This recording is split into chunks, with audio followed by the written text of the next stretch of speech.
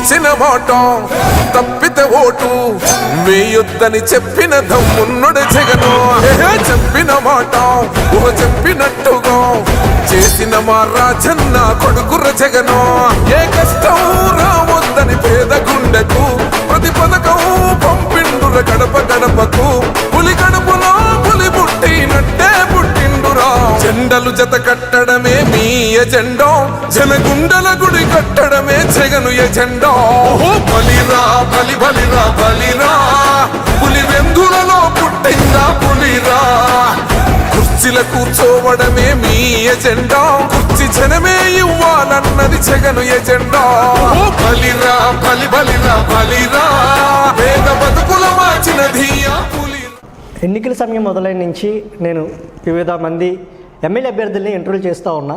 ప్రస్తుతం ఇప్పటివరకు సుమారు 20 మంది పైగా ఎమ్మెల్యే అభ్యర్థులు ఉత్తరాంధ్ర కానివచ్చు, కోనసీమ జిల్లాలో ఇంటర్వ్యూలు అయితే చేయడం జరిగింది. అది నాకు చాలా సులభంగా అనిపించింది వాళ్ళు ఇంటర్వ్యూ చేయడం. కానీ ఒక వ్యక్తి కోసం నేను గత 3 రోజులుగా ప్రయత్నం చేస్తూనే ఉన్నా. ఎందుకంటే నేను చాలా బిజీగా తిరుగుతూ ఉన్నారు. ఉదయం 6 గంటల నుంచి అర్ధరాత్రి 2 గంటల వరకు కూడా ఆయన అయితే ప్రజల్లోనే ఉంటూ ఉన్నారు. ఎమ్మెల్యేగా ఉన్నప్పుడే కాదు, ప్రస్తుతం ఎన్నికల సమయంలో కూడా ఆయన నిరంతరం ప్రజల్లో ఉంటూ ప్రచారాన్ని అయితే ఊపందిస్తున్న పరిస్థితి కూడా ఉంది. ఆయనే పెందుర్తి ఎమ్మెల్యే, ప్రస్తుతం ఎమ్మెల్యే అభ్యర్థిగా బరిలో నిలుస్తున్న అన్నప్రెడ్డి అదిప్రాజ్ మనతో ఉన్నారు. ఆయనతో మాట్లాడే ప్రయత్నం చేద్దాం. నమస్కారం సార్. నేను చూసినట్టయితే నిన్న మధ్యాహ్నం నుంచి ఇప్పటి వరకు కూడా 24 అవర్స్ కంప్లీట్గా నేను మీతోనే తిరగడం జరుగుతూ ఉంది. ఎక్కడికి వెళ్ళచ్చు కూడా ప్రజలైతే మీకు బ్రహ్మరథం పడుతూ ఉన్నారు. మీరు చేసిన డెవలప్మెంట్ యాక్టివిటీస్ చూపించే మీరు ఒకటి అడుగుతూ ఉన్నారు. ఏ విధంగా చూడొచ్చు? ఖచ్చితంగా అండి. ఇవాళ గౌరవ ముఖ్యమంత్రి వర్యులు జగన్మోహన్ రెడ్డి గారు ఏదైతే నవరత్నాల ద్వారా ఇచ్చినటువంటి హామీలు ఏ ఒక్కటి విస్మరించకుండా ఇవాళ ప్రజలందరికీ కూడా అందించగలిగాం. వాళ్ళు 99% హామీలన్నింటిని కూడా పార్టీలు చూడకుండా, కులాలు చూడకుండా ప్రతి ఒక్క అర్హులైన పేదవాడికి అందించాం. కాబట్టి ఇవాళ మేము ఈ ప్రజల్లోకి వెళ్ళి ఇంత ధైర్యంగా మేము ఇది చేశాము, మేము ఇచ్చినటువంటి మాట నిలబెట్టుకున్నాం, మమ్మల్ని ఆశీర్వదించండి అని ధైర్యంగా మేము వెళ్ళగలుగుతున్నాం. ఇదంతా కూడా జగన్మోహన్ రెడ్డి గారు మాకు ఇచ్చినటువంటి గౌరవంగానే మేమైతే భావిస్తున్నాం. అంతేకాకుండా ప్రతి గ్రామంలోని కూడా అభివృద్ధికి సంబంధించి కూడా కొన్ని హామీలు మనం ఎన్నికల సమయంలో ఇస్తాం. ఇవాళ జగన్మోహన్ రెడ్డి గారు ఆశీస్సుతో ఇవాళ నా అదృష్టం కొద్దీ నేను ఆ హామీలు కూడా సుమారుగా 70 నుంచి 80% వరకు అభివృద్ధి కార్యక్రమాలు కూడా నేను ఇచ్చినట్టు హామీల ప్రకారంగా చేయడం జరిగింది. ఇంకేమైనా 1-2 ఉండిపోయినా మళ్ళీ ప్రజల ఆశీస్సుతో ఖచ్చితంగా అవన్నీ కూడా పూర్తి చేస్తాం. సార్, 2006లో అతి చిన్న వయసులో ఈ పంచాయతీ నుంచి సర్పంచ్గా ఎన్నుకోబడ్డారు. 2014లో కూడా పార్టీ కోసం సేవలు అందించారు. 19 ఏదైతే మొదటిసారి మీరు టికెట్ ఇచ్చిన వెంటనే భారీ మెజారిటీ కూడా గెలుపొందారు. మరలా ఇప్పుడు ఎన్నికల ప్రచారం జరుగుతూ ఉంది కదా, ఏ విధంగా ఫీల్ అవుతూ ఉన్నారు? ఎంత మెజారిటీ వస్తుందని ఆశిస్తున్నారు? ఖచ్చితంగా ఈరోజు నేను ఇందాకలు కూడా చెప్పాను కదండి, ఈరోజు జరుగుతున్నటువంటి ఎన్నిక పూర్తిగా ఇది ఒక వ్యక్తికి సంబంధించిందని చెప్పి నేను అన్నాను. పూర్తిగా ఇవాళ జగన్మోహన్ రెడ్డి గారు అనేక సందర్భాల్లో చెప్తూ ఉంటారు, ఇది పేదవారికి పెత్తందారులకి జరిగేటువంటి ఒక ఎన్నికలు అని చెప్పి. ఈరోజు మనం చూసుకుంటే ఎంత అహంకారపూరితంగా ఇవాళ టీడీపీ నాయకులు ప్రవర్తిస్తున్నారనేటువంటిది కూడా నేను చాలా సందర్భాల్లో నేను చెప్పాను. ఇవాళ ఎంత దౌర్భాగ్యం అంటే ఇవాళ ముసలి వాళ్ళకి, వికలాంగులకి ఇంటికి తీసుకెళ్ళిచ్చేటువంటి పెన్షన్ను కూడా ఇవాళ ఆ రకంగా చేయకూడదు అని చెప్పడం కానివ్వండి. మరి ముఖ్యంగా ఒక టీడీపీ నాయకుడు ఆ ఇచ్చే 3,000 రూపాయలు ఇవ్వకపోతే వాళ్ళు చచ్చిపోతారా అని చెప్పి వ్యంగ్యంగా మాట్లాడడం కానీ వాళ్ళు ఎంతగా పేద ప్రజల్ని ఎంత చులకనగా చూస్తున్నారంటే అర్థమవుతుంది. ఇవాళ ప్రజలకి అనేక సందర్భాల్లో మేము ఇప్పటికే ఎన్నికల ప్రచారం అని మనం చెప్పుకుంటున్నప్పటికీ కూడా అనేక సందర్భాల్లో వాళ్ళు గడప గడపకి మన ప్రభుత్వం కింద కానివ్వండి, ఏపీ నిధి జగన్ అని కానివ్వండి, సురక్ష కానీ, ఆరోగ్య సురక్ష కానీ అనేకమైనటువంటి కార్యక్రమాల ద్వారా నిత్యం ప్రజల్లో ఉన్నాం మేము. ఈ ప్రచారం అటువంటిది నిత్యం జరుగుతూనే ఉంది. జగన్మోహన్ రెడ్డి గారు ఇచ్చిన ప్రతి సంక్షేమ కార్యక్రమాన్ని కూడా ప్రజల దగ్గర తీసుకెళ్తున్నాం గత 2 సంవత్సరాలుగా. ఖచ్చితంగా ఏదైతే వాళ్ళు జగన్మోహన్ రెడ్డి గారు చేసినటువంటి సంక్షేమ కార్యక్రమాలు, ఆయన ఆశతో మేము చేసినటువంటి అభివృద్ధి ఖచ్చితంగా అత్యధిక మెజార్టీతో మమ్మల్ని ఇక్కడ గెలిపిస్తాయన్నటువంటి నమ్మకంతో మేము పనిచేస్తున్నాం. సార్, అదీప్ పెందుర్తి ఎమ్మెల్యే కాకముందు పెందుర్తిలో ఉన్న పరిస్థితులు, ఎమ్మెల్యే అయిన తర్వాత పెందుర్తిలో ఉన్న పరిస్థితులు అంటే ఎటువంటి డెవలప్మెంట్ యాక్టివిటీస్ చేశారు?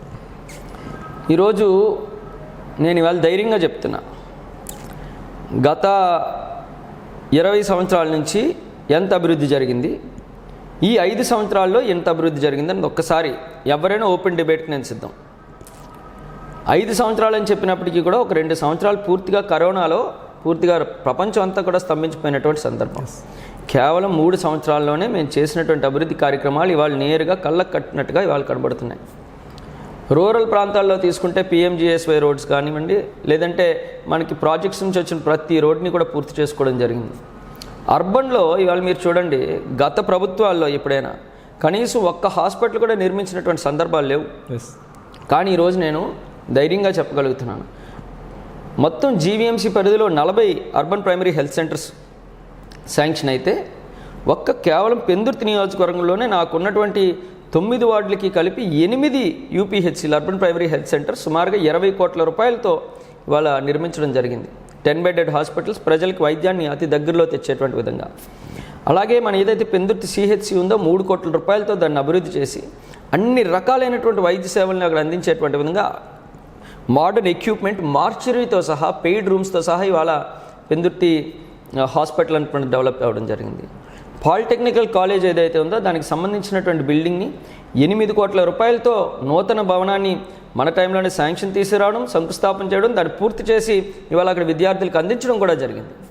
అంతేకాకుండా ఇప్పుడు పొలగానపాలెం రోడ్డు కానివ్వండి, సుజాత నగర్ వెళ్ళేటువంటి రోడ్స్ కానీ చాలా నేరో రోడ్స్, ఒక కారు వెళ్తే ఒక బైక్ తప్పుకోవడానికి ఇబ్బందిగా ఉండేటువంటి రోడ్స్ను కూడా ఇవాళ 40 ఫీట్ రోడ్స్గా, 60 ఫీట్ రోడ్స్గా వైడనింగ్ చేసి ఎంతో చక్కగా వాటిని అభివృద్ధి చేశాం. ఇవాళ దగ్గువానపాలెం నుంచి అన్నీ కూడా కోట్ల రూపాయలతో ఒక వెదిలినారు నుంచి నంగినారపాడు వచ్చేటువంటి రోడ్డు ఏదైతే ఉందో ఆ ఒక్క రోడ్డునే మనం సుమారుగా 7,80,00,000 రూపాయలు పెట్టి మరి జీవీఎంసీ ద్వారా నిధులు తెచ్చి దాన్ని కూడా డెవలప్ చేసేటువంటి కార్యక్రమం చేస్తాం. ఇప్పుడు మనం ఇక్కడ చూసుకుంటే గత కొన్ని దశాబ్దాలుగా ప్రజల తాలూకా కళ అది. గులిపల్లి నుంచి పాత రోడ్డు వెళ్ళేటువంటి రోడ్డు చాలా నేరో రోడ్డు, అది అనేక కనెక్టివిటీ ఉంటే దాన్ని రోజు ఒక నేరోగా ఒక 2 కార్లు తప్పుకోవడానికి 2 ఆటోలు తప్పుకోవడానికి కూడా ఇబ్బందిగా ఉండేటువంటి రోడ్ని ఈరోజు 60 ఫీట్ రోడ్డుగా 9,80,00,000 రూపాయలతో 60 ఫీట్ రోడ్డుగా దాన్ని డెవలప్ చేయడం జరిగింది. అలాగే అన్ని రకాలుగా ఏదైతే ఇప్పుడు మనకి జరుగుతున్నటువంటి రాయ్పూర్ హైవే అనేక సందర్భాల్లో కోర్టు ఇష్యూస్ వచ్చి కాంపెన్సేషన్స్ ఇవ్వడం అనేది కూడా ఇబ్బంది పడితే ఆ రైతులతో మాట్లాడి దాన్ని పూర్తి చేశాం.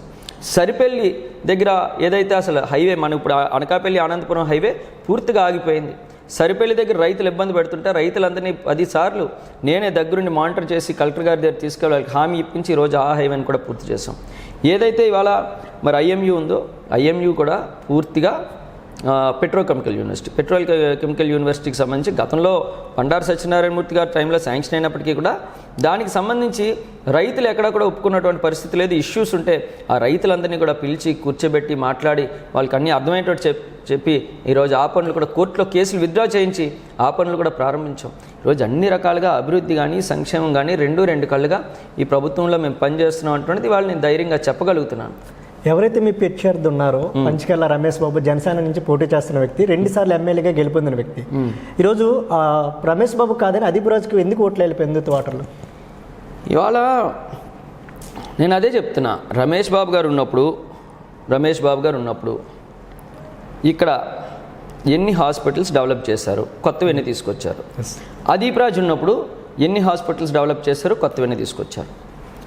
రమేష్ బాబు గారు ఉన్నప్పుడు ఎన్ని స్కూల్స్ డెవలప్ చేశారు, అదీప్ రాజు ఉన్నప్పుడు ఎన్ని స్కూల్స్ డెవలప్ చేశారు. రమేష్ బాబు ఉన్నప్పుడు కొత్తగా వైడనింగ్తో పాటు డెవలప్ చేసినటువంటి రోడ్స్ ఎన్ని కోట్ల రూపాయలు పెట్టారు, అదీప్ రాజు ఉన్నప్పుడు ఎన్ని కోట్ల రూపాయలు పెట్టారు. నేరుగా చెప్పమని చూస్తున్నారు కదా ప్రజలు.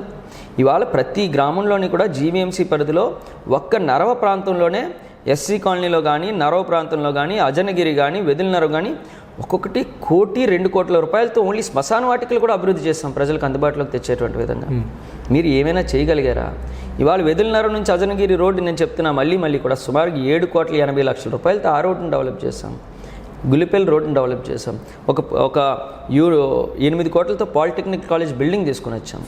మరి ముఖ్యంగా 2 సార్లు పోటీ చేశారు రమేష్ బాబు గారు, 2 సార్లు ఎమ్మెల్యేగా చేశారని మీరు చెప్పినప్పుడు మీరు చిన్న బ్రేక్ ఇవ్వాల్సింది. ఒకసారి పెందుర్తిలో, ఒకసారి యలమంచిలో చేశారని కూడా చెప్పుంటే బాగుంది. అవును, ఎగ్జాక్ట్లీ. నేను ఇదే పెందుర్తి నియోజకవర్గం, నేను ఇక్కడే సర్పంచ్గా చేశా. నేను పుట్టింది ఇక్కడే, పెరిగింది ఇక్కడే, చదువుకున్నది కూడా ఈ ప్రాంతంలోనే, గోపాలపట్నం, ప్రహ్లాదపురం, ఈ పెందుర్తి నియోజకవర్గంలోనే చదువుకున్నాను. నేను ఆర్ఆర్ వెంకటాపురం ఇక్కడే చదువుకున్నా. నా వ్యాపారాలు ఇక్కడే, నా కుటుంబాలు ఇక్కడే, నా ఇల్లు ఇక్కడే. నేను ఇంక చచ్చేంత వరకు ఈ ప్రాంతంలోనే ఉంటాను, ఈ ప్రజలందరికీ అందుబాటులో ఉంటాను. రోజు ఉదయం, ఇప్పుడు ఎలక్షన్ కోడ్ కాబట్టి మనకు కొంత తక్కువ ఉన్నా, నేను శాసనసభ్యుడిగా ఉన్నప్పుడు ప్రతిరోజు కూడా ఉదయం పూట కనీసం 200 నుంచి 300 మందికి తక్కువ లేకుండా ప్రజలందరూ కూడా వస్తారు. నాయకులతో సంబంధం లేకుండా వస్తారు. వాళ్ళ సమస్యలన్నీ కూడా ఓపికగా బయటనే నాకు దర్బార్లో కుర్చీ ఉంటుంది, అక్కడే కూర్చుంటాను. వచ్చిన వాళ్ళందరితో చక్కగా మాట్లాడి వాళ్ళకు ఉన్నటువంటి సమస్యలు తెలుసుకొని వాళ్ళని పంపించేటువంటి కార్యక్రమం చేస్తాను. అదీప్ రాజు ఎక్కడ ఉంటారంటే ఉదయం 6 గంటల నుంచి సాయంత్రం 10 గంటల వరకు కూడా ఇక్కడ అందుబాటులో ఉంటాడు. Yes. రాత్రిపూట కూడా కిందన మా పిఏ ఉంటాడు, నేను మీదన పడుకుంటాను. చిన్న సమస్య అయితే పిఏ క్లియర్ చేస్తాడు, పెద్ద సమస్య అయితే పైనుంచి కిందకి దిగుతా. ఇదే రమేష్ బాబు గారు ఎక్కడ ఉంటారు? ప్రజలకు ఏదైనా ఇబ్బంది ఉంటే ఎక్కడికి వెళ్ళి కలవాలి? అవును, ఎక్కడికి వెళ్ళి కలవాలి ఆయన? మీకు తెలుసా ఆయన అడ్రస్? ఐడియా లేదు. మీడియాలో ఇంత ఎప్పటి నుంచో మీడియాలో ఇవాళ మంచి పేరు తెచ్చుకొని మీరు ఇంత రకంగా సుమారు 40-50 మంది 100 మంది పైచీలకి ఎమ్మెల్యేస్ని ఇంటర్వ్యూలు చేసినటువంటి మీకే ఆయన ఎక్కడ ఉంటారో తెలియదు. అంటే ఓపెన్గా చెప్తున్నా, నిజంగా ఆయన తెలీదు. ఎక్కడ ఉంటారో తెలియదు, ఎవరికి తెలియదు. మొన్నటి వరకు సీతందారులు ఉండేవారు అని అన్నారు. ఆ ఇల్లు కూడా ఇప్పుడు లేదన్నారు. మరి నేనైతే ఇక్కడే ఉంటా. నేను జీవితాంతం ఇక్కడే నా జీవితం. సరే, ఇంకొకటి, నేను ఈ పార్టీలోనే ఉంటాను. నేను నా రాజకీయ జీవితం ఉన్నంత వరకు నేను వైఎస్ఆర్ కాంగ్రెస్ పార్టీలోనే ఉంటాను అని చెప్పి నేను ధైర్యంగా వాళ్ళు చెప్పగలుగుతాను. కెమెరా ముందు చెప్తున్నారు, అది కెమెరా ముందు చెప్తున్నా. నాకు ఇంక వేరే వద్దు, పార్టీ మారే ఉద్దేశం లేదు, సమస్య లేదు. అవసరం అయితే జగన్మోహన్ రెడ్డి గారు వెనకాల ఫైల్స్ పట్టుకొని తిరుగుతా, నేను వాటర్ బాటిల్ పట్టుకొని పరిగెడతా, ఆయన నాప్కిన్ పట్టుకొని పరిగెడతాను. కానీ నేను పార్టీ పంచకర్ల రమేష్ బాబు పార్టీ మారే వ్యక్తి బయట నుంచి ఎక్కడి నుంచి అక్కడికి ఇంపోర్ట్ చేశారంటున్నారా మీరు?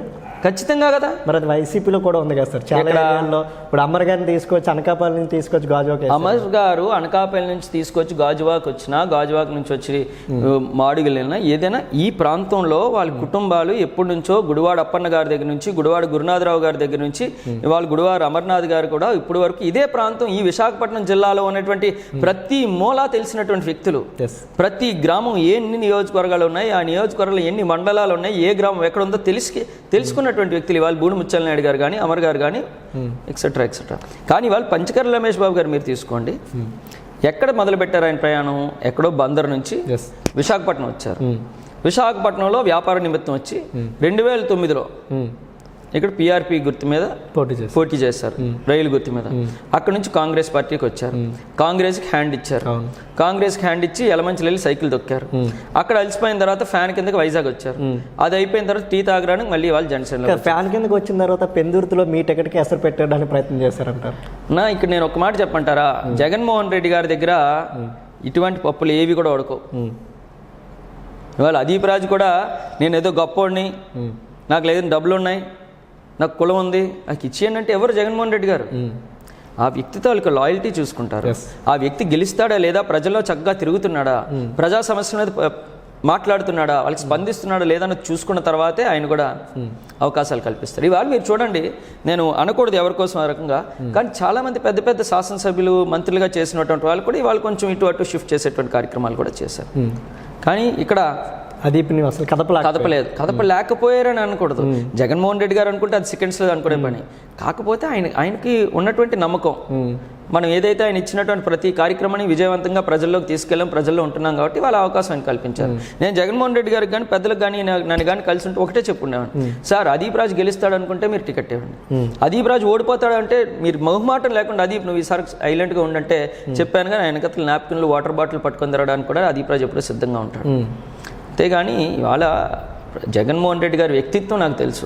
2019 ఎన్నికల్లో కూడా అదీప్ రాజుకి టికెట్ ఇస్తే అటు బండారు సత్యనారాయణమూర్తి గారిని ఎదుర్కోలేడు, 25-30 ఓట్లతో ఓడిపోతాడు అని చెప్పి ఎంతో మంది నా కోసం నెగిటివ్గా చెప్పినా అదీప్ రాజు గెలుస్తాడు, మీరు అందరూ వెనకాతలు పని చేయండి అని చెప్పి నాకు ధైర్యాన్ని ఇచ్చి నన్ను ముందుకు నెట్టినటువంటి వ్యక్తి జగన్మోహన్ రెడ్డి గారు.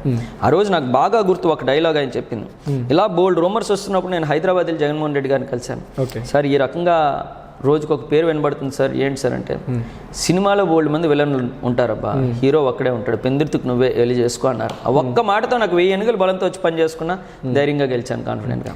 సో జగన్మోహన్ రెడ్డి గారు మనల్ని మార్చే ఇదంతా కూడా ఇప్పుడు పంచకర్ల రమేష్ బాబు లేకపోతే ఇంకొకరు వచ్చి పార్టీలోకి వచ్చేసి నేను పూర్వపు ఎమ్మెల్యేని, నేను 2 సార్లు చేశాను 3 సార్లు చేశానంటే టికెట్ ఇచ్చేటువంటి పరిస్థితి ఇక్కడైతే ఉండదు. సార్ పెందుర్తి నియోజకవర్గ పరిధిలో ఉన్న 3 మండలాల్లో మీరైతే కాపులకైతే చాలా పెద్దపేట వేశారు. జడ్పీటీసీలు కానివచ్చు, ఎంపీపీలు కానివచ్చు, మండల పార్టీ అధ్యక్షులు కానివచ్చు, లేదా నామినేటరీ పోస్టులు. కానీ ఇప్పటికీ కూడా కొంతమంది కాపులు మిమ్మల్ని బహిరంగంగా వ్యతిరేకిస్తున్న పరిస్థితి ఉంది. దేనికోసం సార్? అంటే జనరల్గా ఇప్పుడు ప్రతి ఒక్కరిని కూడా మనం కొన్ని సందర్భాల్లో మనం ఎంత ప్రియారిటీ ఇచ్చినప్పటికీ కూడా తెలుసో తెలియక ఎక్కడో దగ్గర వాళ్ళ మనసును బాధ పెట్టి ఉండొచ్చు.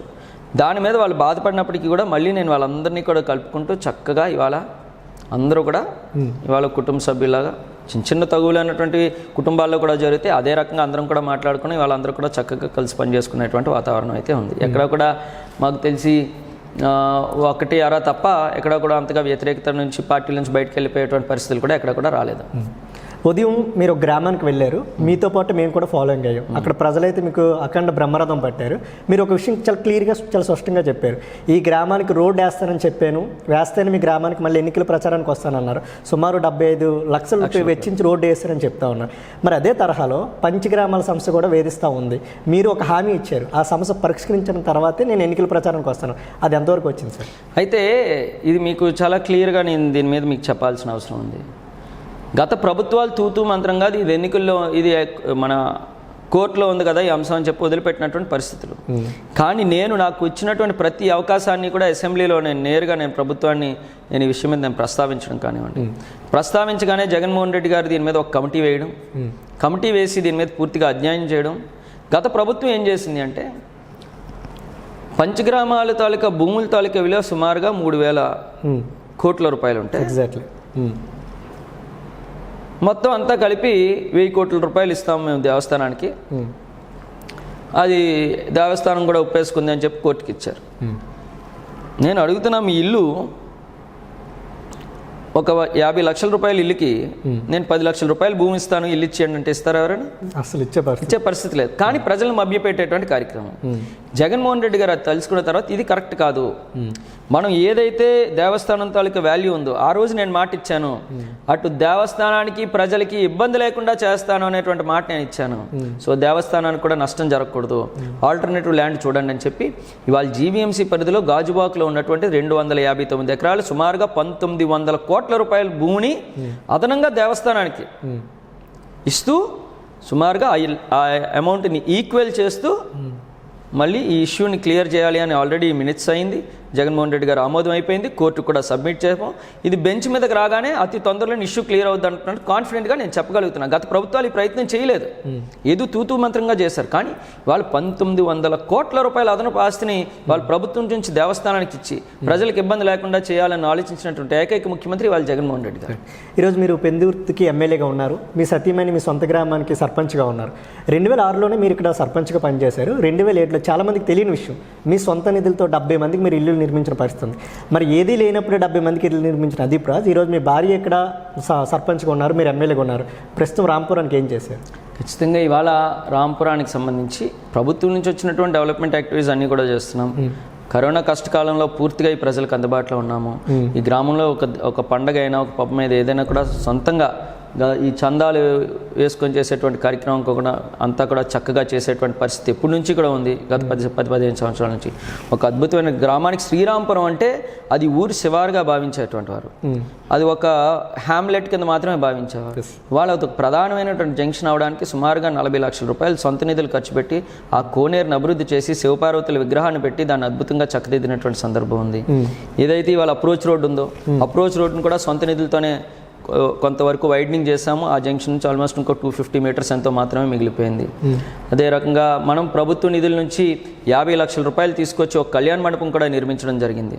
అది 70% అయిపోయింది. మళ్ళీ వచ్చినప్పుడు ఇంకో 20-25 lakhs అదనపు నిధులు పెట్టి దాన్ని కంప్లీట్ చేసేటువంటి కార్యక్రమం జరుగుతుంది. అదే రకంగా ఏదైతే బాపూజీ కాలనీ ఆ రోజు ఇల్లు కట్టించామో ఆ కాలనీకి సంబంధించి సుమారుగా 30 లక్షల రూపాయలతో సీసీ రోడ్ నిర్మాణం కానివ్వండి, ఊర్లో అన్ని development activities, Jal Jeevan mission ద్వారా కూడా అత్యధికంగా సుమారుగా 2 కోట్ల రూపాయలతో ప్రతి ఇంటికి కొల ఇప్పించేటువంటి కార్యక్రమం కానీ అన్నీ కూడా చేసుకొని వస్తున్నాం.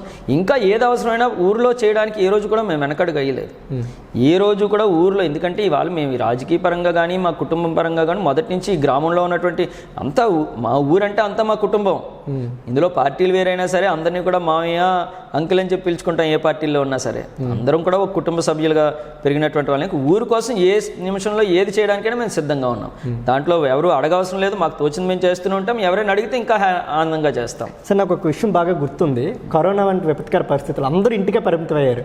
కానీ ఒక అదీప్ రాజ్ మాత్రం గన్మెన్స్ లేకుండా, డ్రైవర్ లేకుండా ఎవరైతే కరోనా పేషెంట్స్ ఉన్నారో మీరు హాస్పిటల్కి వెళ్ళారు. నాకు బాగా జ్ఞాపకం ఉంది. ఏంటి సార్ ఆ రోజు ఎందుకు అలా చేయాల్సి వచ్చింది? ఆ రోజు నాకు ఒక ఫోన్ కాల్ వచ్చింది. ఒక పెద్ద ఆయన సుమారుగా 65 నుంచి 70 సంవత్సరాలు ఉన్నటువంటి వ్యక్తి విమ్స్ హాస్పిటల్లో ఆయనకి కరోనా పీక్ స్టేజ్లో ఉండి ఆయన్ని ఎవరు కూడా లోపలికి అలౌ చేయట్లేదు, ఎందుకంటే లోపల ఫిల్ అయిపోయింది, బెడ్స్ ఖాళీ లేదు అని చెప్పి గేట్ బయట పెట్టేశారని చెప్పి నాకు మెసేజ్ వచ్చింది. ఆ నిమిషం కరోనా టైం కాబట్టి జనరల్గా పని ఏమి ఉండదని డ్రైవర్స్ని గన్మెన్స్ని కూడా బయటికి పంపించేస్తే అతను చావు బ్రతుకుల పరిస్థితిలో ఉన్నారని చెప్పి నాకు తెలియగానే మనకి తప్పలేదు, డ్రైవర్ సేవలు అందుబాటులో లేరు, నేనే కార్ డ్రైవ్ చేసుకొని ఆ అర్ధరాత్రి పూట వెళ్ళాను, వెళ్ళి విమ్స్ డైరెక్టర్ గారితో మాట్లాడి ఆయన అడ్మిట్ చేశాను. ఇవాళ ఆయన అంతా హ్యాపీగా ఉన్నారు. ఏదైనా మనకు ఒక మనిషి సాయం అని అడుగున్నాడు, మన చేతనైతే చేయాలి, లేకపోతే మన పని మనం చూసుకొని చెడు మాత్రం చేయకూడదు అనేటువంటిది నాన్నగారు నేర్పించిన సిద్ధాంతం. నాకు అవకాశం ఉంది, ఆ రోజు నేను చేయగలిగిన మనిషి ప్రాణం కాపాడుతున్నంటే అంతగానో ఆనందం కానీ నేను బయట కూడా నేను చెప్పుకోలేదు, ఆటోమేటిక్గా అది అలా బయటకు వచ్చింది అంతే. సార్ మరొక విమర్శ కూడా మీపై ఉంది. ఎవరైతే సరగడం చిన్నప్పల నాయుడు ఉన్నారో ఆయన రాజకీయంగా తొక్కేసే ప్రయత్నం అది చేస్తారని విమర్శ ఉంది, అది ఎంతవరకు నిజం అంటారు? అంటే ఇక్కడ ఒకటండి, ఏదైనా సరే ఒక మనిషిని సస్పెండ్ చేయాలి అంటే అది కేవలం ఎమ్మెల్యేగా నాకు సాధ్యమవుతుందా? నేను ఓన్లీ నాకున్నటువంటి కంప్లైంట్ మాత్రమే నేను చెప్పడానికి అవుతుంది. పైన నాకున్నటువంటి ఇబ్బందిని నేను అధిష్టానం దగ్గర తీసుకెళ్ళి, సార్ పలానా వ్యక్తి వల్ల నాకు పలానా ఇబ్బంది జరుగుతుంది అని చెప్పిన తర్వాత పార్టీ గుడ్డిగా అదీప్ చెప్పాడు కదా అని ఒకరిని సస్పెన్షన్ చేయరు. ఉన్నటువంటి వాస్తవాల్ని, పార్టీకి ఆయన వాళ్ళు జరుగుతున్నటువంటి నష్టాన్ని అన్నిటిని కూడా గ్రహించిన తర్వాత వాళ్ళొక రిపోర్ట్ తెచ్చుకున్న తర్వాతే మనిషి మీద యాక్షన్ తీసుకుంటారు. అన్ని రకాలుగా కూడా మన జరిగినటువంటి 2-3 సంఘటనలు ఏవైతే జరిగాయో నేను ఏ రోజు కూడా ఆయనకి అగౌరవపరచాలనేటువంటి ఆలోచన ఏ రోజు కూడా లేదు. ఆయన ఉన్నటువంటి పరిస్థితుల్లో ఆయన ఏదో ఊహించుకొని మన వ్యతిరేక కార్యక్రమాలు చేసిన తర్వాత కూడా నేను సస్పెండ్ చేయమని ఏ రోజు కోరలే. నేను వెళ్ళి మాకు రీజనల్ కోఆర్డినేటర్గా ఉన్నటువంటి పెద్దలు సుబ్బారెడ్డి గారి దగ్గరికి వెళ్ళి జరుగుతున్నటువంటి వాస్తవాలను తెలియజేశాను. ఆయన కూడా ఎంక్వైరీ చేసుకున్నారు. ఎంక్వైరీ చేసుకుని ఆ రిపోర్ట్స్ జగన్మోహన్ రెడ్డి గారి దృష్టిలో పెట్టిన తర్వాతే నిర్ణయం తీసుకోవడం జరిగింది. ఎక్కడ కూడా నాకు వ్యక్తిగతంగా ఇప్పుడు మాకు చిన్నప్పల నాయుడు గారు నాకు ఇప్పుడు ఎమ్మెల్యేగా నాకు పోటీ కాదు, ఎందుకంటే కమ్యూనిటీ పరంగా కూడా మేము డిఫరెంట్ కమ్యూనిటీస్, ఇక్కడ మేజర్గా కాపు వెలమ కమ్యూనిటీస్ ఉంటాయి కాబట్టి గవర్నర్ నుంచి ఇక్కడికి వచ్చి ఎమ్మెల్యేగా పోటీ చేసేట్టు అది ఎప్పుడు కూడా మాకు లేదు. మంచి ర్యాపోతోనే ఉండేవాళ్ళని. కానీ ఆయనకున్నటువంటి వ్యక్తిగత ఈగోస్ వల్ల ఆయన వ్యక్తిగత నష్టం చేయాలని చూసినప్పుడు నేను ఓపికపడ్డాను. కాదు పార్టీకి నష్టం జరుగుతుందన్నప్పుడు మాత్రం ఖచ్చితంగా నిర్ణయం తీసుకోవాల్సిన అవసరం. సార్ కొన్ని విషయాలు నిజంగా మనం రిప్రజెంట్ చేయాలి. సంక్షేమ పథకాలు అంటే కొన్ని వేల కోట్లు తీసుకొచ్చారు, అది పక్కన పెడితే అభివృద్ధి విషయంలో చాలా వరకు రోడ్స్ డెవలప్మెంట్ చేశారు, స్కూల్స్ చేశారు, హాస్పిటల్స్ చేశారు. ఇదంతా పక్కన పెడితే ఈరోజు పరవాడలో వందలాది కంపెనీలు ఉన్నాయి, ఫార్మాసిటికల్ కంపెనీస్ ఉన్నాయి, హెవీ పొల్యూషన్ వస్తుంది సార్. దాని గురించి ఎటువంటి చర్యలు తీసుకుంటారు? ఖచ్చితంగా ఇవాళ పొల్యూషన్ కంపెనీస్ వచ్చిన తర్వాత దాంట్లో పొల్యూషన్ రాకుండా మనం ఆపలేము, అదైతే మనం చేయగలిగింది కాదు. కాకపోతే అక్కడ ఉన్నటువంటి ఏదైతే మనకి తాడి గ్రామం ఉందో ప్రధానంగా దాన్ని తరలించాలనేటువంటి అంశం మీద అనేక సందర్భాల్లో నేను అసెంబ్లీలో మాట్లాడడం, గౌరవ ముఖ్యమంత్రి గారు జగన్మోహన్ రెడ్డి గారు కూడా ఎక్స్ప్లెయిన్ చేయడం జరిగింది. ముఖ్యమంత్రి గారు కూడా దాన్ని 80% మనం పూర్తి చేయాలి, దాన్ని మనం తరలించాలనేటువంటి సంకల్పంతో ఉన్నారు. దాని నిర్ణయం కూడా తీసుకునేటువంటి తరుణంలో అప్పుడు ఎస్డిసి అనిత అని చెప్పి ఒక కామెంట్ చేశారు, ఈ ల్యాండ్ పూలింగ్ అయ్యి అర్బన్ హౌసింగ్ ల్యాండ్ పూలింగ్ అని. నేను చాలా క్లియర్గా చెప్పాను, తాడికి సంబంధించి 54 ఎకరాలు తాడి తరలింపు కోసం మనం ఎక్వైర్ చేసి వచ్చాము, దాని జోలికి మాత్రం వెళ్ళకండి అని చెప్పి నేను అసెంబ్లీకి వెళ్ళిపోతాను. ఆ సందర్భంలో దీది కూడా అర్బన్ హౌసింగ్ ప్లాటింగ్ కింద చేసి ఇచ్చేసినటువంటి సందర్భం ఉంది. ఆ తర్వాత మళ్ళీ ఒకసారి ప్రజలకు ఇచ్చినటువంటి పట్టాలు వెనక్కి తీసుకొని ఆల్టర్నేటివ్ ల్యాండ్ కూడా చూస్తున్నాం. ఖచ్చితంగా రేపు మన ప్రభుత్వం రాగానే దాన్ని ఖచ్చితంగా చేస్తాం. రేపు మరి ముఖ్యమంత్రి గారు ఇక్కడికి వచ్చినప్పుడు కూడా 2-3 రోజుల్లో బస్సు యాత్ర కూడా ఉంది అనేటువంటి చెప్తున్నారు. ఆ రోజు కూడా ఆయన దృష్టిలో పెట్టి నేను తొందరగా పూర్తి చేసే కార్యక్రమం కూడా చేస్తాను. సార్ ఇప్పుడు మీరు సర్పంచ్ స్థాయి నుంచి అభివృద్ధి స్థాయికి ఎదిగారు, అయినప్పటికీ కూడా అది తండ్రి చెట్టు పెట్ట తండ్రి తెలియకుండా ఎటువంటి నిర్ణయాలు తీసుకోవాలనే విమర్శ అయితే మీపై ఉంది. అంటే కుటుంబ విషయాల్లోనూ లేదంటే రాజకీయ విషయాల్లో కూడా ప్రతి విషయం నాన్నగారు దృష్టి పెట్టారు. మీరు ఒక్కసారి ఈ చుట్టుపక్కల ప్రాంతాలు తప్ప మీకు అక్కడ చూస్తారు నాన్నగారు ఎలా ఉంటారు ఫోటోలో. ఏ రోజు కూడా రాజకీయ పరంగా ఆయన ఇన్వాల్వ్మెంట్ ఉంటుంది. ఏ రోజు నలుగురిలో ఆయనకి ఎంత మొహమాటం అంటే అన్నయ్య గారి పెళ్ళికి కూడా నేను అక్కడ కూర్చుంటానమ్మా టైంకి పెళ్ళంటే మండపం మీదకి వస్తాను అంటే ప్రజల్లో ఉండడానికి కూడా ఆయన ఎందుకంటే ఆయన పనేది ఆయన చూసుకోవడం, సర్వీస్ సర్వీస్ సర్వీస్ సర్వీస్ నిత్యం ప్రజాసేవ. రాజకీయాల్లో మాత్రం ఏ రోజు కూడా రాజకీయాల్లో అసలు వేలు పెట్టేటువంటి ఏ విషయంలో కూడా ఏమైనా ఉంటే నువ్వు ప్రెషర్ ఏమైనా ఫీల్ అయితే ఏ నిమిషంలో నీకు మెంటల్ ప్రెషర్ అనిపించినా నువ్వు హ్యాపీగా బయటకు వచ్చేసి నీకేం బాగా మనకున్నటువంటి వ్యాపారాలు ఇవన్నీ మీరే చూసుకోవాలి, ఇంకెవరు చూసుకోవాలి. హ్యాపీగా. అంతేగాని ఇంత డబ్బు ఖర్చు అయింది, మనం ఇంత ఇది చేసాము, ఏమవుతుంది అనుకోండి. I'm always with what ever decision ఉంటే నువ్వు హ్యాపీగా తీసుకో, కాన్ఫిడెంట్గా ఉన్నంత వరకు పని చేయి. నీకేమైనా మెంటల్గా ప్రెషర్ అనిపిస్తే, ఫిజికల్గా నువ్వు ఎంతైనా కష్టపడలేను కాదు, మెంటల్ ప్రెషర్ ఫీల్ అయితే నువ్వు హ్యాపీగా ఎనీ మినిట్ యూ కెన్ కమ్అట్ అని చెప్పి ఆ రకంగా మోడల్ సపోర్ట్. వాళ్ళు వితౌట్ హిమ్ అండ్ నథింగ్ అండి. వాళ్ళ అదీప్రాజ్ ఎమ్మెల్యే అయ్యాడంటే జగన్మోహన్ రెడ్డి గారి బ్రాండ్ ఎంత పని చేస్తుంది. ఇవాళ పెందుర్తి నియోజకవర్గంలో అన్నారెడ్డి సత్యనారాయణ గారు అనేటువంటి బ్రాండ్ వల్లే ఈరోజు నేను ఇంత చక్కగా నేను చేసుకోగలిగాను. ఏ కొడుకు తండ్రి చెప్పిన మాట కాదంటాడు చెప్పండి. తండ్రి చాటు బిడ్డగానే, ఏ బిడ్డగా తండ్రి చాటు బిడ్డ. ఏ కొడుకు తండ్రి చెప్పినటువంటి మాట కాదని చెప్పి వ్యతిరేకిస్తాను. పాలిటిక్స్ ఉండదు. తండ్రి మాట నేను నెరవేర్చలేనప్పుడు నేను ఉండి కూడా వేస్ట్. నేను భావించలేదు. ఎందుకంటే మమ్మల్ని ఆ రకంగా చూసుకున్నారు ఆయన. వాళ్ళ ఆయన ఉండేటువంటి వాతావరణం కూడా మీరు ఒకసారి ఎప్పుడైనా వెళ్ళి చూస్తే తెలుస్తుంది. ఇక్కడే పక్కన ఒక 6 ఎకరాల కాంపౌండ్ వాళ్ళు ఉంటుంది. ఒక చిన్న పెంకుటీలు, వేప తోట, తులసి తోట, రామ మందిరం, కృష్ణ మందిరం, ఒక 20 ఆవులు, గోశాల, ఒక 8 డాగ్స్, అంతా కూడా చక్కగా ప్రశాంత భగవద్గీత శ్లోకాలు, గోడల నిండా కూడా ప్రశాంతమైన మాట. నాన్ వెజ్ నాట్ వెళ్ళారు ఆయన. ఇప్పటికీ వారేది ఆ పాత వాళ్ళ ఎలక్ట్రా కారు, 2000 రూపాయల సెల్ ఫోను, 200 రూపాయలు చెప్పు, అంతే. అంత సింపుల్గా ఉంటారు ఆయన. ఏ రోజు కూడా ముందు ఉండాలి, నడిపించాలి, అంటే ముందు ఉండాలి, మనకి ఫేమ్ రావాలి అని ఆలోచించేటువంటి వ్యక్తి కాదు. ఆ రోజు అందుకే మీరు చెప్పారు చూడండి, 72 ఇల్లు కట్టించాను. ఆ రోజు కూడా అది నాన్నగారి నిర్ణయం. అప్పటికి నేను జస్ట్ 22 ఇయర్స్ నాకు. నాన్నగారు తీసుకున్నట్టు నిర్ణయం. ఆ రోజు అక్కడ పని చేస్తున్నటువంటి లేబర్ ఎవరైతే ఇల్లు తాలూకా ఓనర్స్ ఉన్నారో వాళ్ళు పని చేసుకుంటారు. నాన్నగారు అడిగారు, మీరు ఇక్కడ ఉండిపోతున్నారు కదా, మరి మీకు కూలి ఎలాగ వస్తుంది, మరి తప్పదు సార్ బాబు, మీరు ఎంత చేస్తున్నారో మేము మా ఇల్లు వాటరింగ్ కూడా చేసుకోమంటే, మీ ఇంటికి మీరు పని చేసుకోండి, మీకు కూలి ఇస్తామని చెప్పారు. ఆ రకంగా ఇచ్చినటువంటి సందర్భం. ఇప్పుడు కూడా ఆయన డౌన్ టు అంతా ఆయన పని ఆయన చూసుకోవడం తప్ప రాజకీయంలో ఫైనల్గా క్లోజ్ చేస్తాను. కానీ చాలా బిజీ షెడ్యూల్స్ ఉన్నాయి. ఉదయం నేను కూడా అబ్జర్వ్ చేస్తాను. 2 ప్రశ్నలు అడుగుతారు. ఎవరైతే మీ మామి ఉన్నారు, రామదాస్ గారు వీఆర్ఓగా ఉన్నారు, వీఆర్ఓ సంఘ అధ్యక్షుడిగా ఉన్నారు, ఆయనపై కూడా వస్తున్న విమర్శలు ఏంటంటే, అంటే టీడీపీ వచ్చేస్తే ప్రధాన పేరుకి మీరు ఎమ్మెల్యే, కానీ ఆయన స్టార్ ఎమ్మెల్యే నియోజకవర్గంలో చక్రం తిప్పుతున్నారు అంటూ కూడా తీవ్ర స్థాయిలో అయితే విమర్శలు చేస్తా ఉన్నారు. దాని గురించి ఇవాళ ఒక మాట మీరు అడిగారు, ఆ విమర్శలు చేశారు. ఇదే టీడీపీ నాయకులు కూడా నా దగ్గర చాలా పనుల మీద వస్తుంది. నేను అందరికీ ఎమ్మెల్యే అన్నారు, పార్టీకి ఎమ్మెల్యే అన్నారు. వచ్చేటువంటి ఏ ఒక్క నాయకుడినైనా, ఏ ఒక్క కార్యకర్తనైనా, ప్రజానికానికైనా వాళ్ళకి ఏదైనా పని ఉంటే అది ప్రజలకు వస్తున్నారా, అక్కడికి వెళ్తున్నారా, అది అడగండి చాలు. రోజుకి 200-300 మంది జనం ఎక్కడికి ఎందుకు వస్తున్నారు? షాడో ఎమ్మెల్యే అయితే అక్కడికే ఉండాలి కదా. వాళ్ళు కూడా రాజకీయ పరంగా ఎప్పటి నుంచో రాజకీయ పరంగా అనేక పదవులు చేసినటువంటి వాళ్ళ రామదాస్ గారు వాళ్ళ ఫాదర్ మున్సిపల్గా, రామదాస్ గారు బ్లాక్ కాంగ్రెస్ ప్రెసిడెంట్ గా, సర్పంచ్ గా, ఆ తర్వాత రామదాస్ గారు విఆర్ఓ అయిన తర్వాత వాళ్ళ తమ్ముడు ఎంపీపీగా, ఇంకో తమ్ముడు ఆర్ఎస్ఎస్ డైరెక్టర్ గా, వాళ్ళ అమ్మగారు సర్పంచ్ గా, మరి ఇన్ని పదవులు చేసి రాజకీయాల్లో ఉన్నప్పుడు కామన్ గా వాళ్ళు యాక్టివ్ గా ఉండి 10 మందిని యాక్టివ్ చేసి ఏదైనా కార్యక్రమం ఉంటే వాళ్ళకి సాయం చేసేటువంటి కార్యక్రమం చేస్తారు. అవసరం ఉంటే నువ్వు అక్కడికి వెళ్తావు, నీకు ఆయనతో అవసరం ఉంది కాబట్టి అక్కడికి వెళ్తున్నావు. నా దగ్గరికి వచ్చిన వాళ్ళందరినీ అక్కడికి వెళ్ళండి, మీరు అక్కడికి వెళ్తేనే పని అవుతుందని నేను చెప్పట్లేదు. మీకు ఉన్నటువంటి అనుబంధం, ఎందుకంటే ముఖ్యంగా సప్పవరం మండలంలో నాతో ఉన్నటువంటి అనుబంధం కంటే ఆ కుటుంబాలతో ఎప్పటి నుంచో ప్రజలకు ఉన్నటువంటి అనుబంధం, నాయకులు, కార్యకర్తలు ఎంతమందిని ఆ కుటుంబం తయారు చేస్తుంది. అది వెళ్తూ ఉంటారు. ఇప్పుడు ఏదైనా సమస్య ఉంటే ఎవరికి ఉండాలి? మా పార్టీ నాయకులకి, మా కార్యకర్తలకి, మా ఎమ్మెల్యే గారు అందుబాటు. టీడీపీ వాళ్ళకి ఏం పని? వాళ్ళకి కేవలం విమర్శలు చేయడం. అది ప్లస్ తాగుతాడని చెప్పలేడు, తిరుగుతారని చెప్పలేడు, సిగరెట్ కలుస్తాడని చెప్పలేడు. నేను అసలు నథింగ్. నేను నీకు చెప్పాను చాలా సందర్భాల్లో, నేను బాబా గారికి నేను మొత్తం స్వీట్ షుగర్తో చేసుకుంటే నేను తిన్నో తాగను. నాట్ కానీ స్వీట్స్, చాక్లెట్స్ వేసుకుని ఏమన్నా.